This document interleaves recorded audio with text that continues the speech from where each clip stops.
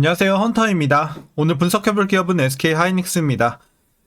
자, 최근에 주가가 엄청나게 뛰고 있죠. 벌써 반년 만에 3배가 뛰었습니다. 50만 원을 살짝 넘겼다가 이제 다시 내려왔는데, 자, 일단 연일 신고가를 계속해서 경신을 하고 있는 최근의 상황에서 앞으로도 우상향 계속해서 이어갈 수 있을지 분석을 통한 향후 주가의 흐름 알아보도록 하겠고요. 자, 이제 보유자분들 특히 목표가 설정부터 익절 전략이 좀 중요하겠죠. 그래서 어떻게 좀 대응하셔야 될지. 자, 그리고 물려 계신 분들은 없으니까 말씀드릴 건 없겠고, 신규 진입 관점까지 다양한 투자 전략도 함께 알아보도록 하겠습니다. 자, 이어서 수급상황입니다. 한 달 기준으로 개인과 기관이 샀고요. 외국인이 팔았습니다. 그리고 최근까지도 거의 포지션 변경 없이 꾸준한 스탠스 이어지고 있습니다. 그래서 최근에 가파른 상승 흐름은 개인이 주도적으로 이끌고 있고요. 기관이 이제 좀 서포트를 해주고 있는 상황입니다. 자, 이어서 신용 잔고를 보시겠습니다. 0.16% 최근에 기록을 하고 있고요. 이제 과거와 거의 비슷한 수준 이어지고 있습니다. 상당히 낮은 안정적인 수치. 자, 문제 없어 보이고요. 공매도 보겠습니다. 자, 공매도 매매 비중도 상당히 낮아요. 거의 5% 안쪽에 대부분 위치가 되어 있습니다. 상당히 낮은 비율 보여지고 있고요.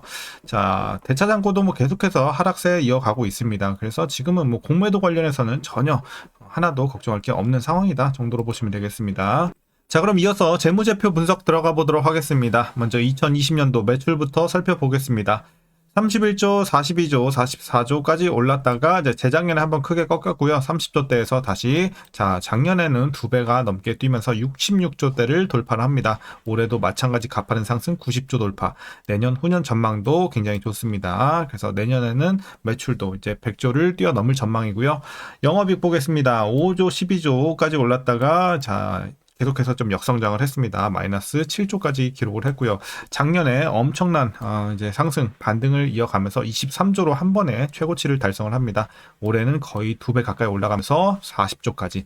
자, 내년 후년도 가파른 상승 유지가 되고 있습니다. 상승폭은 조금 떨어지지만 그래도 이 정도면 굉장히 준수합니다.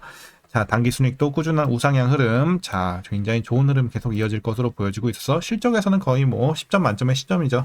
자, 상당히 좋은 상황이고 분기별로 봤을 때도 이제 전년 대비 굉장히 좋습니다. 이제 2분기에는 5조에서 9조, 3분기 7조에서 11조대, 4분기도 8조에서 12조대, 그리고 7조에서 11조 이어가는 1분기까지. 그래서 분기별로도 매분기 전년 대비 크게 올라가는 흐름 상당히 좋아 보입니다. 자, 그래서 실적은 여기까지 보겠고요. 이어서 부채 비율 살펴보도록 하겠습니다. 자, 과거 이제 30에서 조금씩 올라왔습니다. 80까지. 그리고 최근에 다시 내려오면서 올해는 40까지 내려왔습니다. 그리고 내년 후년 가면서 더 내려가면서 20대까지 돌파할 예정입니다. 그래서 부채는 전혀 또 걱정이 없는 굉장히 안정적인 상황이고요. 자, ROE 보겠습니다. 자, 좋았을 때 16까지 올랐다가 마이너스 전환. 그리고 작년에 큰 반등 나오면서 바로 그냥 ROE가 31을 기록을 합니다. 올해는 36까지 더 올라가고요. 향후에 조금씩 떨어질 수 있겠지만 그래도 20에서 30대면 굉장히 좋죠. 그래서 꾸준하게 최근에는 수익성이 작년부터 엄청나게 이제 수익성이 좋은 상황이 이어지고 있다 보시면 되겠습니다. 돈 잘 벌고 있습니다. 자, EPS도 마찬가지로 이제 작년에 플러스 전환 이후에 꾸준한 가파른 상승. 자, 보시면 되겠고, 이제 배당금은 이제 전년 대비 살짝 떨어질 것으로 보여지고 있습니다. 올해 1,806원. 예상치가 나오고 있고요. 만일 이대로 배당을 하게 된다면 현재 주가 기준으로 계산했을 때 배당 수익률은 약 0.38% 기대해 볼 수 있겠습니다. 이제 주가가 너무 많이 뛰었기 때문에 배당 메리트는 많이 떨어졌습니다. 자, 이제 마지막으로 현재 PER은 10.55배, PBR은 3.23배 나오고 있고요. 자, 그래서 현재 주가 밸류에이션 상황은요. 자, 지금 실적도 가파르게 상승하고 있고 주가도 같이 가파르게 상승을 하고 있습니다. 그래서 지금은 사실 저평가도 고평가도 아닌 그냥 적정 주가 근처라고 보고 있습니다. 실적 대비 주가의 레벨은 제같이 받고 있는 구간이다 정도로 말씀드리겠습니다. 자, 이어서 동사 관련 이슈 한번 살펴보도록 하겠습니다. 자, 먼저 3분기 실적 전망인데요. 이제 처음으로 분기 영업이익이 10조 원을 돌파하면서 국내 기업 중 두 번째로 10조 클럽에 들어설 전망입니다. 매출 같은 경우는 전년 동기 대비 40% 증가, 영업이익은 61% 증가할 전망이고요. 자, 그래서 이제 3분기도 굉장히 좀 기대가 되고 있는 실적의 상황. 자, 이어서 AI 데이터 센터 업체들의 메모리 수요 급증이 기존 HBM 중심에서 서버 D램, GDDR7, LPDDR5X, ESSD 등 이 메모리 전 분야로 확산되고 있는 가운데 메모리 공급은 보수적 설비 투자 영향으로 1, 2년 내 단기적 증가가 사실상 어려워서 향후 심각한 공급 부족이 불가피해 보입니다. 그리고 D램을 제때 구하지 못할 수 있다는 두려움이 수요의 포모를 유발하고 있습니다. 이제 수요의 공포를 말하는 거죠. 이제 수요의 포모를 유발하고 있고, 이 포모의 강도는 계속 강화되고 있으며 공급이 갑작스럽게 늘어나기 힘든 좀 어려운 환경이다라는 점도 우호적으로 작용하고 있습니다.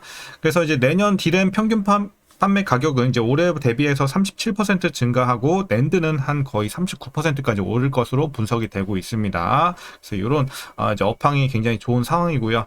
자, 이어서 중국 이슈입니다. 이제 중국에서 AI 추론용 메모리 수요가 빠르게 증가하고 있고요. 오픈 AI, 제미나이 등 AI 에이전트가 생성하는 데이터가 폭증하면서 메모리 사용량이 구조적으로 확대되고 있는 점도 이제 수혜를 입고 있는 현재 상황입니다.